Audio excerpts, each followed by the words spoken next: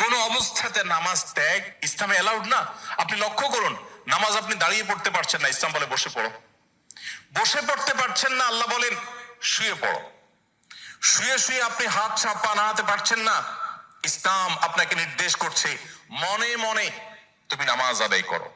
আপনাকে ওযু করে নামাজ পড়তে হবে, ওযু করতে পারছেন না, ইসলাম বলে তুমি তায়াম্মুম করো। আপনি তায়াম্মুম করতে যদি অপারগ হন, তায়াম্মুমের ব্যবস্থা নাই, ওযুর ব্যবস্থা নাই, তাহলে যে অবস্থা আছেন সে অবস্থা আপনাকে নামাজ আদায় করতে হবে। নামাজের জন্য সতর ঢাকা ফরজ, কিন্তু এমন কোন পরিস্থিতিতে আছেন, আল্লাহ মাফ করুক, আপনার সতর ঢাকার ব্যবস্থা নেই, তাহলে ওই অবস্থায় আপনাকে নামাজ আদায় করতে হবে। আপনি যদি এমন কোন পরিবেশে থাকেন যেখানে আপনার পবিত্র কাপড় থাকা নামাজের জন্য পূর্ব শর্ত, অথচ আপনার কাছে পবিত্র কোনো কাপড় নাই, তো ইসলাম ওই অবস্থা আপনাকে নামাজ পড়তে বলে।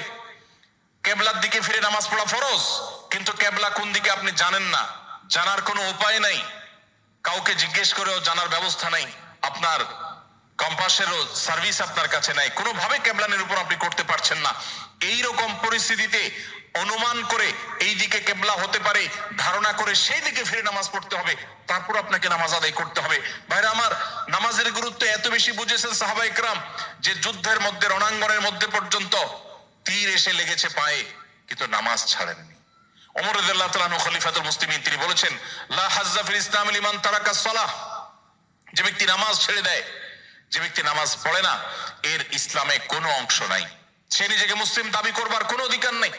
এই জন্য ভাইরা আমার, আপনি অন্য অনেক কিছুতে ছাড় পাবেন, রোজা রাখতে পারছেন না, আল্লাহ রাব্বুল আলামিন কোরআনে কারিমে বলেছেন ওয়া আলাল্লাযিনা ইউতিকুনাহু ফিদিয়াতু তুআমু মিসকিন। কিছু মানুষ রমজানে এমন অবস্থা আছেন যে এখন রোজা রাখতে পারছেন না, তাদেরকে আল্লাহ বলেছেন ফামান কানা মিনকুম মারিদান আও আলা সাফারিন ফাইদ্দাতুম মিন আইয়ামিন উখার।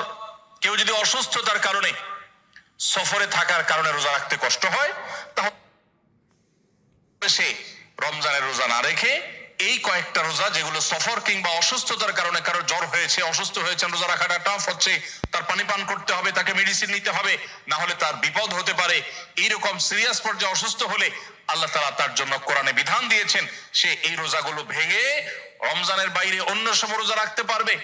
আর যদি কারো রোজা রাখার ক্ষমতা একেবারে শেষ হয়ে যায়, ওয়ালাল্লাযীনা ইউতিকুনাহু ফিদিয়াতু তুআমু মিসকিন, কারো রোজা রাখার একেবারে ক্ষমতা নেই, তিনি অসুস্থ হয়ে পড়েছেন, বার্ধক্যজনিত কষ্টে তিনি বয়সের শেষ প্রান্তে এসেছেন, রোজা রাখতে পারেন না, আর এই ব্যক্তির জন্য রোজার বিকল্প হিসাবে খাদ্য বিতরণ করতে বলা হয়েছে। মিসকিনকে, একজন মিসকিনকে একদিনের খাবার দিয়ে দিলে একটা রোজার বিকল্প হয়ে যায়।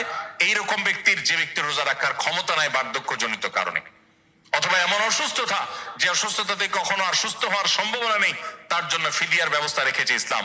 কিন্তু নামাজের ব্যাপারে ইসলাম কোনো বিকল্প দেয় নাই। ভাইরা আমার, নামাজ এমন একটা ইবাদত যে এটার কোনো বিকল্প না, যে ঠিক আছে নামাজ পড়তে পারো না, তুমি সাদাকা দিয়ে দাও, এটা হয়ে যাবে, এরকম কোনো বিধান কোরআন হাদিসে নাই।